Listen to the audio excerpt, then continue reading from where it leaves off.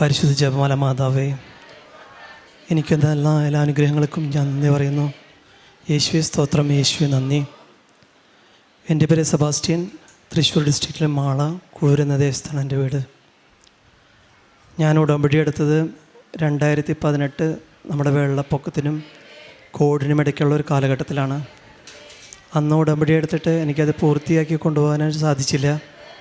2 വർഷം കുറേ നാളുകൾ ഒരു നന്മകളും പ്രതീക്ഷിക്കാതെ ഞാനിവിടെ വന്നുകൊണ്ടിരുന്നു.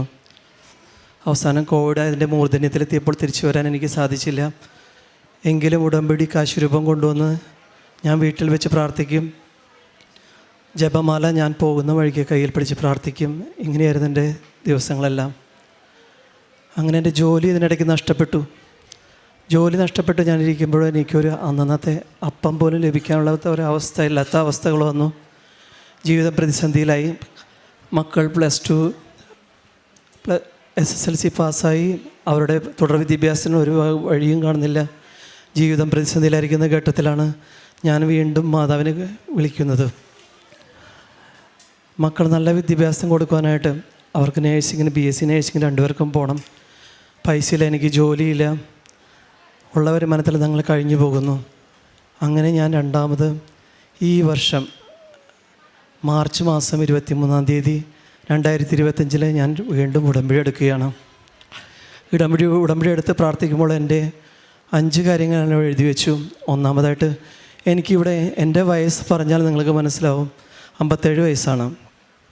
എൻ്റെ നല്ല പ്രായങ്ങളെല്ലാം കഴിഞ്ഞു. ഇപ്പോൾ നമ്മൾ ചായം തെച്ച മുഖവും ചായം ചേച്ച തലയുമായിട്ട് നടക്കുന്നു.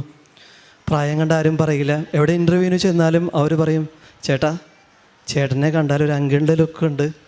അതുകൊണ്ട് പ്രായത്തിൻ്റെ കാര്യത്തിൽ ശരീരത്തിൻ്റെ നിങ്ങൾ ഫിസിക്കലായിട്ടാണ് ഓക്കെയാണ്, പക്ഷേ പ്രായത്തിൽ നിങ്ങൾക്ക് ഈ ജോബ് കിട്ടാൻ സാധ്യതയില്ല. കഴിഞ്ഞ വർഷം ഞാനൊരു സ്ഥാപനത്തിൽ എൻ്റെ CV കൊടുത്തു, അറിയിക്കാമെന്ന് 2 പ്രാവശ്യം ഇൻ്റർവ്യൂ ചെയ്തു, റിക്വസ്റ്റ് ചെയ്തിട്ട് പോലും കിട്ടിയില്ല, തിരിച്ചു പോന്നു. ഈ വർഷം ഉടമ്പടി പുതുക്കി മാർച്ചിൽ ഞാൻ ഉടമ്പടി നടത്തി വീട്ടിൽ ചെന്ന് പ്രാർത്ഥിച്ചുകൊണ്ടിരിക്കുകയാണ്. അപ്പോൾ ഞാൻ ഉടമ്പടി പത്രം ഞാൻ ഇവിടെ നിന്ന് കൊണ്ടുപോകും. എല്ലാ ഗവൺമെൻറ് ഹോസ്പിറ്റലുകളിലും കൊണ്ടുകൊടുക്കും. ഞാൻ സാധാരണ നമ്മുടെ പ്രൈവറ്റ് ഹോസ്പിറ്റലുകളിലൊന്നും കൊടുക്കില്ല. കാരണം എന്താണെന്ന് വെച്ചാൽ അവിടെ രോഗികളെല്ലാം സാമ്പത്തികമായിട്ടുള്ള എല്ലാവരുമാണ്. അവർക്ക് കൂടെ നിൽക്കാൻ ആളുകളുണ്ട്. പാവപ്പെട്ടവരായ ഗവൺമെൻറ് ഹോസ്പിറ്റലിൽ കിടക്കുന്നവർ നിങ്ങൾ പോയി കാണണം. കാല് ചീഞ്ഞ് പഴുത്ത് ആരും കൂടെ നിൽക്കാനല്ല, എല്ലാവരും ഉപേക്ഷിക്കപ്പെട്ട് ഓരോ ദിവസങ്ങളും തള്ളി നീക്കുന്നവർ. അവരുടെ സന്നദ്ധ സംഘടനകൾ നൽകുന്ന ആഹാരം കൊണ്ട് ഓരോ നിമിഷത്തെ ആഹാരവും വസ്ത്രം കൊടുക്കുന്നത് വല്ലവരും കൊടുക്കുന്നവർ 30 രൂപയോ 50 രൂപയോ തുച്ഛ കാശുകൾ കൊണ്ട് അന്നത്തെ ചായയ്ക്ക് മാത്രം ആഹാരം അങ്ങനെ നിത്യവൃത്തി കണ്ടെത്തുന്ന ഒരുപാട് രോഗികൾ. അവരുടെ ഇടയിലേക്ക് ഞാൻ പത്രങ്ങൾ കൊണ്ടുകൊടുക്കുമ്പോൾ അവരുടെ സങ്കടങ്ങൾ ഞങ്ങൾ കേൾക്കും. അവരോട് ഞാൻ പറയും, നിങ്ങളെ രക്ഷിക്കാൻ ഒരു മാതാവുണ്ട്, എനിക്ക് തന്ന മാതാവാണ്, അവർ നിങ്ങളെ രക്ഷിക്കും, നിങ്ങളുടെ രോഗപീഠകൾ നിങ്ങൾക്ക് സൗഖ്യം നൽകുമെന്ന് പ്രാർത്ഥിക്കും. അപ്പോൾ ഒരു ദിവസം ഒരു ചേച്ചി പറഞ്ഞു, മോനെ എനിക്ക് ഇന്ന് ചായ കുടിക്കാൻ കാശില്ല. എൻ്റെ കയ്യിലാണെങ്കിലോ എനിക്ക് ജോലിയിൽ എൻ്റെ കാശില്ല, ആകെ 115 രൂപയുണ്ട്. ആ 100 രൂപ എടുത്ത് ഞാൻ കൊടുത്തപ്പോൾ ആ ചേച്ചി കരഞ്ഞു. കാരണം സ്വന്തം മക്കളെന്ന് പറഞ്ഞവരെ അവരെ ഉപേക്ഷിച്ചിട്ട് തിരിഞ്ഞു നോക്കാതെ ഒറ്റയ്ക്ക് വന്ന് ഹോസ്പിറ്റലിൽ അഡ്മിറ്റ്. അപ്പം രാത്രി കിടക്കാൻ ആരെങ്കിലും ഉണ്ടോ എന്ന് ചോദിച്ചപ്പോൾ ചേച്ചി പറഞ്ഞു, ആരുമില്ല, ഞാൻ വന്ന് നിൽക്കണോ? വേണ്ട മോനെ, ഇവിടുത്തെ സിസ്റ്റേഴ്സ് എന്നെ നോക്കുമെന്ന് പറഞ്ഞു. കാലൊക്കെ പഴുത്തിരിക്കുന്ന ആ ചേച്ചി. ആ 100 രൂപ എടുത്തപ്പോൾ ആ ചേച്ചി കരഞ്ഞപ്പോൾ ആ ദൈവത്തിൻ്റെ മുഖം ഞാൻ മുഖത്ത് കണ്ടു. ഞാനങ്ങനെ പ്രാർത്ഥിച്ചപ്പോൾ ഒരുപാട് ചേച്ചിമാർ, നമ്മൾ പത്രങ്ങൾ കൊടുക്കുന്ന ഗവൺമെൻറ് ഹോസ്പിറ്റലിൽ കൊടുക്കുമ്പോൾ നമുക്ക് വേണ്ടി പ്രാർത്ഥിക്കാൻ ഒരുപാട് ആൾക്കാരുണ്ട്.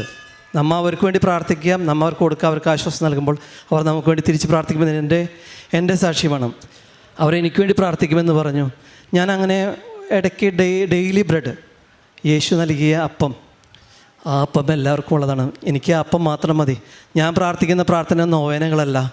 ഞാൻ പ്രാർത്ഥിക്കുന്നത് ദൈവം യേശു പഠിപ്പിച്ച പ്രാർത്ഥന മാത്രമാണ്. ഞാൻ വിശ്വാസമർപ്പിച്ചും മനസ്സൂന്നി ഞാൻ പ്രാർത്ഥിക്കുന്നത്. സ്വർഗസ്ഥനായ ഞങ്ങളുടെ പിതാവേ, അന്നൊന്നും വേണ്ട, എനിക്ക് അപ്പം തരണമെന്ന് ഞാൻ പ്രാർത്ഥിച്ചുകൊണ്ടിരുന്നു. ഞാൻ അങ്ങനെ CV കൊടുത്തിരുന്ന ഒരു കമ്പനിയിൽ ഞാൻ CV കൊടുത്തിട്ട് കഴിഞ്ഞ ഈസ്റ്ററിന് ഞാൻ ആ എൻജിനീയർക്കൊരു മെസ്സേജ് വിട്ടു, ഹാപ്പി ഈസ്റ്റർ എന്ന് പറഞ്ഞ്. അതിന് മറുപടിയായിട്ട് ഹാപ്പി ബർത്ത്ഡേ എന്നാണ് എനിക്ക് വിഷ് ചെയ്തത്. അതെന്ത് തോന്നിയാവോ? അപ്പോൾ ഞാൻ തിരിച്ചു, നിങ്ങൾക്ക് തെറ്റിപ്പോയി, ഹാപ്പി ബർത്ത്ഡേ അല്ല, ഹാപ്പി ഈസ്റ്ററാണ്. ഞാനൊരു CV തന്നുള്ള അതിന് മറുപടി ഉണ്ടോ എന്ന് ചോദിച്ചു. അപ്പോൾ ഉടനെ ഒരു കോൾ എനിക്ക് തിരിച്ചു വരികയാണ്, ഇപ്പോൾ ഇവിടെ ഒരു വേക്കൻസി ഉണ്ട്, കയറാമോ എന്ന് ചോദിച്ചു. ഞാനപ്പോൾ പറഞ്ഞു ഞാൻ തയ്യാറാണ്. കുറേ നാളുകളായിട്ട് ഞാൻ ഇനി എൻ്റെ ഫിസിക്കൽ കണ്ടീഷനിൽ കണ്ടാൽ ഫിറ്റാണെങ്കിലും എന്നെ അവർ ഉപേക്ഷിച്ച് കളഞ്ഞ ആളാണ്. അവിടെ ചെന്ന് ഇൻ്റർവ്യൂ അറ്റൻഡ് ചെയ്തു. പ്ലാന്റിൽ കയറാമോ എന്ന് ചോദിച്ചു. പ്ലാന്റിൽ കയറി 15 ദിവസത്തിനുള്ളിൽ എനിക്ക് ശ്വാസം മുട്ടും ഭയങ്കരമായിട്ടുള്ള കഫക്കെട്ടും പനിയും ചുമയും എല്ലാം വന്നു. ജോലിക്കുള്ള ഒരു ആഴ്ച ഞാൻ വീട്ടിലിരുന്നു. അതെന്ത് നന്മയ്ക്കായിരുന്നു എന്ന് മാതാവ് എനിക്ക് തന്നതെന്ന് പിന്നീടാണ് മനസ്സിലായത്. ഒരാഴ്ച വീട്ടിലിരുന്നപ്പോൾ HR എന്നെ വിളിച്ച് ചോദിച്ചു, നിങ്ങൾക്ക് തിരിച്ച് കയറാൻ പറ്റുമോ എന്ന് ചോദിച്ചു. അപ്പം മാതാവ് ഞാൻ പറഞ്ഞു എനിക്ക് കയറാൻ തോന്നുന്നില്ല എന്ന് പറഞ്ഞപ്പോൾ HR ചോദിച്ചു, നിങ്ങൾക്ക് സൈറ്റ് സൂപ്പർവൈസറായിട്ട് വരാൻ സാധിക്കുമോ? അപ്പം ഞാൻ പറഞ്ഞു ഓക്കെ, ഞാൻ തയ്യാറാണെന്ന് പറഞ്ഞു. ഇപ്പോൾ ഞാൻ കൊച്ചിയിലുള്ള ഒരു വലിയ ഫ്ലാറ്റിൻ്റെ 34 നിലയുള്ള ഫ്ലാറ്റിൻ്റെ സൈറ്റ് സൂപ്പർവൈസറായിട്ട് വർക്ക് ചെയ്യുന്നു. സാലറി എൻ്റെ ഡെസിഗ്നേഷൻ മാറി. ഞാൻ മാതാവിന് നന്ദി പറയുന്നു. എനിക്കത് നല്ല അനുഗ്രഹങ്ങൾക്കും ഞാൻ നന്ദി പറയുന്നു. എൻ്റെ മക്കൾ പഠിച്ചപ്പം നേഴ്സിങ്ങിന് അഡ്മിഷൻ കിട്ടിയപ്പോൾ ലോൺ കിട്ടാതെ ഞാൻ ഒരുപാട് വിഷമിച്ചു. ഞാൻ ഈ ജപമാലയും പിടിച്ചങ്ങായിട്ടാണ് എല്ലായിടത്തും ചെല്ലുന്നത്. എവിടെ ചെല്ലുമ്പോഴും ഞാൻ എൻ്റെ പോക്കറ്റിലുണ്ടായിരിക്കും. അവരൊരു നിമിഷം എൻ്റെ നെഗ്ലക്ഷൻ പറയും. എൻ്റെ ആവശ്യങ്ങൾക്ക് ഒരു ബാങ്കിൽ ചെന്നാൽ പോലുമോ അതല്ല അവരുടെ സ്ഥാപനങ്ങളിൽ ചെന്ന് അവരോട് എന്തെങ്കിലും പറയുമ്പോഴും ഞാൻ എൻ്റെ പോക്കറ്റിൽ കൈയിടും. അവർക്കറിയില്ല ഞാൻ ഇതിൻ്റെ കൈയിടുന്നതെന്ന്. ഞാൻ പറഞ്ഞ് പ്രാർത്ഥിക്കുമ്പോൾ തന്നെ ആ കാര്യങ്ങളെല്ലാം എല്ലാ തടസ്സങ്ങളും മാറും. ബാങ്കിൻ്റെ ഇതിലും 2 പിള്ളേരും ഇപ്പോൾ ബാംഗ്ലൂരിൽ പഠിച്ചുകൊണ്ടിരിക്കുകയാണ്. ഞങ്ങളെ സാമ്പത്തികമായിട്ടും എല്ലാ സ്ഥിതിയിലും സുസ്ഥിരമാക്കി ഞങ്ങളുടെ ഓരോ പ്രയത്നങ്ങളും മുന്നോട്ട് പോകുന്നു. ഓരോ വീഴ്ചകളിലും നമ്മൾക്കൊരു പ്രതീക്ഷയില്ലാത്ത ഒരു സമയം വരുമ്പോഴും നമ്മളൊന്ന് വണ്ടിയിൽ യാത്ര ചെയ്യുമ്പോൾ പോലും ജപമാല ചൊല്ലാൻ നമുക്ക് സമയമില്ല എന്ന് പറയുന്നു. പക്ഷേ ഏറ്റവും ഉദാത്തമായ സമയം നമ്മൾ യാത്ര ചെയ്യുന്ന സമയത്താണ്. നമ്മൾ 2 വീലറിൽ യാത്ര ചെയ്യുന്ന സഹോദരങ്ങളുണ്ടെങ്കിൽ നിങ്ങൾ യാത്ര ചെയ്യുമ്പോൾ ജപമാല ചൊല്ലി നോക്കൂ. നിങ്ങൾ എത്തപ്പെടേണ്ട 1/2 മണിക്കൂറാണെങ്കിൽ 1 മണിക്കൂർ 2 ജപമാല നിങ്ങൾക്ക് ചൊല്ലാൻ സാധിക്കും. ഈ സമയത്ത് മാതാവിനോട് മാധ്യസ്ഥം വഹിച്ച് പ്രാർത്ഥിക്കണം. എൻ്റെ കൃപാസന മാതാവി എന്നൊരു വിളിച്ചാൽ മതി. പല അപകടങ്ങളിൽ നിന്നും എന്നെ സംരക്ഷിക്കപ്പെട്ടിട്ടുണ്ട്. മാതാവി 1000 നന്ദി അറിയിച്ചുകൊണ്ട് എൻ്റെ ഈ സാക്ഷ്യം ഞാനിവിടെ അവസാനിപ്പിക്കണം. യേശുവിന് സ്തോത്രം നന്ദിയും മാതാവിൻ്റെ എൻ്റെ നന്ദിയും. യേശുവെ സ്തോത്രം, യേശുവെ നന്ദി. ഞാൻ കാരുണ്യ പ്രവർത്തികൾ ചെയ്തുകൊണ്ടിരിക്കുന്ന സ്ഥലങ്ങളെന്ന് പറഞ്ഞാൽ ഹോസ്പിറ്റലുകളാണ്. ഞാൻ പറഞ്ഞല്ലോ എൻ്റെ കയ്യിൽ ഉള്ളത് കൊടുത്ത് ആർക്കില്ലാത്ത ഒട്ടും ഇല്ലാത്തതെന്ന് പറയത്തില്ല. അപ്പോൾ ഞാൻ ഇപ്പോൾ ഒരു 100 രൂപയുടെ കാര്യം പറഞ്ഞില്ലേ, ഞാനുള്ള ഒരാളല്ല. പക്ഷേ എൻ്റെ ആകുന്നത് എന്താണെന്ന് വെച്ച് കഴിഞ്ഞാൽ അവർക്ക് ഇത് ഏറ്റവും ദരിദ്രമായിരിക്കും നമുക്ക് കൊടുക്കണം. ഉള്ളവർക്കുള്ള കൊടുക്കേണ്ടത്. ചിലപ്പോൾ രോഗികളായിട്ട് നിങ്ങൾ ഗവൺമെൻറ് ഹോസ്പിറ്റലുകളിൽ പോയി നോക്കണം. അല്ലാതെ പ്രൈവറ്റ് ഹോസ്പിറ്റലുകളിലോ പള്ളികളിലോ ഉമർത്ത് പടിപ്പുരയിലൊക്കെ കൊണ്ടുവച്ച് കൃപാസനം വെച്ച് പോരുന്ന രീതിയോട് എനിക്ക് ഒട്ടും താല്പര്യമില്ല. അതുപോലെ വഴിയിൽ കാണുന്ന ആൾക്കാർക്ക് കൊടുത്തിട്ടുള്ളതും താല്പര്യമില്ല. യാചകർക്ക് കൊടുത്തിട്ടും താല്പര്യമില്ല. രോഗികളെ കണ്ട് സന്ദർശിച്ച് അവരെ ശുശ്രൂഷ ചെയ്യണം, അവർക്ക് കൊടുക്കണം, അവരോട് വചനം പറയണം, യേശുവിനെ പറ്റി പറയണം, ഒപ്പം മാധവനെ പറ്റിയും. അതാണ് എനിക്ക് പറയാനുള്ളത്. സങ്കീർത്തനം 91:4 തൻ്റെ തൂവലുകൾ കൊണ്ട് അവിടെ നിന്നെ മറച്ചുകൊള്ളും. അവിടുത്തെ ചിറകിൻ കീഴിൽ നിനക്ക് അഭയം ലഭിക്കും. അവിടുത്തെ വിശ്വസ്തത നിനക്ക് കവചവും പരിചയമായിരിക്കും. പ്രിയമുള്ളവരെ, സെബാസ്റ്റ്യൻ സഹോദരൻ്റെ സാക്ഷ്യം നമ്മോട് പറഞ്ഞത് അദ്ദേഹത്തിൻ്റെ പ്രായമോ ജാതിയോ ഒന്നും നോക്കാതെ സഹായിച്ചു കൊണ്ടിരിക്കുന്ന അമ്മയാണ്. പ്രായത്തിന് മേൽ അതീശമുള്ള മാതാവ്, വയസ്സിനും പ്രായത്തിനും മേൽ, സമയത്തിന് മാത്രമല്ല, സമയഘടികാരം മാത്രമല്ല, പ്രായത്തിൽ മുതിർന്നെന്ന് നമ്മൾ തോന്നുന്ന ഓരോ വ്യക്തിക്കും നമ്മൾ വിചാരിക്കും നമ്മളെ എക്സ്പയർ ചെയ്യുന്നു.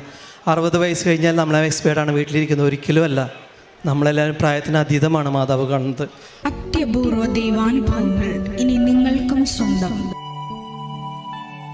ഈ യൂട്യൂബ് ചാനൽ ഇതുവരെ സബ്സ്ക്രൈബ് ചെയ്തിട്ടില്ലെങ്കിൽ ഇപ്പോൾ തന്നെ സബ്സ്ക്രൈബ് ചെയ്യുക. ഈ വീഡിയോ ഇപ്പോൾ തന്നെ നിങ്ങളുടെ സുഹൃത്തുക്കൾക്ക് ഷെയർ ചെയ്തുകൊണ്ട് കർത്താവിൻ്റെ പ്രേക്ഷിതരാകുക.